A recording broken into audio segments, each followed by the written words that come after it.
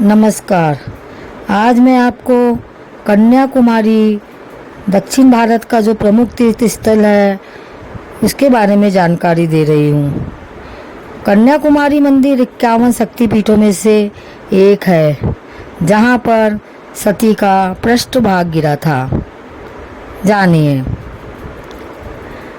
कन्याकुमारी मंदिर जो दक्षिण भारत का प्रमुख तीर्थ स्थल है, जो कि अपने आसपास के मनोहारी दृश्यों के लिए विश्व विख्यात भी है। 52 शक्तिपीठों में से एक कन्याकुमारी के बारे में पौराणिक ग्रंथों में उल्लेख मिलता है कि एक बार बानासुर ने घोर तपस्या की। शिव को उसने अपनी तपस्या के बल पर प्रसन्न कर लिया। शिव जी से उसने कहा कि आप मुझे अमरत्व का वरदान दीजिए। शिव जी ने कहा कि तुम कन्याकुमारी के अतिरिक्त सर्वत्र अजय रहोगे। वरदान पाकर बानासुर ने त्रैलोक्य में घोर उत्पात मचाना शुरू कर दिया। नर देवता सभी उसके आतंक से त्रस्त हो गए। पीड़ित देवता भगवान विष्णु की शरण में गए। विष्णु जी ने उन्हें यज्ञ करने का आदेश दिया। यज्ञ कुंड की ज्ञानमय अग्नि से भगवती दुर्गा अपने एक अंश कन्या के रूप में प्रकट हुई। देवी ने प्रकट होने के बाद शंकर को अपने पति के रूप में प्राप्त करने के लिए समुद्र के तट पर तपस्या की। उनकी तपस्या से प्रसन्न होकर शंकर जी ने उनसे विवाह करना स्वीकार कर लिया।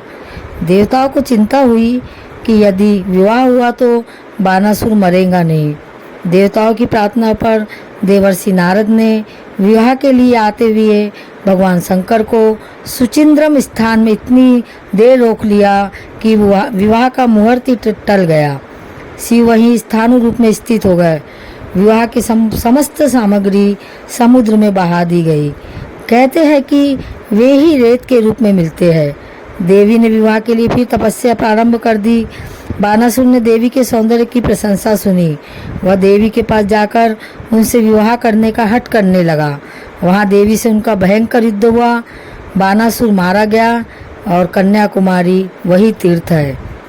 यहाँ स्थित मंदिर के दक्षिणी परंपरा के अनुसार 4 द्वार थे। वर्तमान समय में 3 दरवाजे हैं। एक दरवाज़ा समुद्र की ओर खुलता था, उसे बंद कर दिया गया है।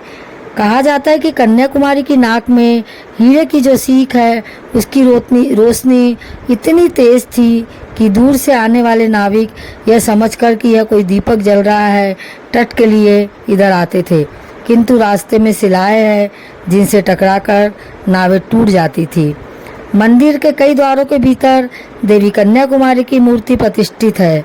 यह बड़ी भव्य देवी मूर्ति है। दर्शन करते समय आदमी अपने को साक्षात देवी के सम्मुख नतमस्तक समझता है। देवी के एक हाथ में माला है एवं नाक और मुख के ऊपर बड़े बड़े हीरे हैं। प्रातःकाल 4 बजे देवी को स्नान कराकर चंदन का लेप चढ़ाया जाता है। तत्पश्चात श्रृंगार किया जाता है। रात्रि की आरती बड़ी ही मनोहारी होती है। विशेष अवसरों पर देवी का श्रृंगार हीरे जवाहरात से किया जाता है। इनकी पूजन अर्चना केरल के नंबूदरी ब्राह्मण अपनी प्रथानुसार करते हैं।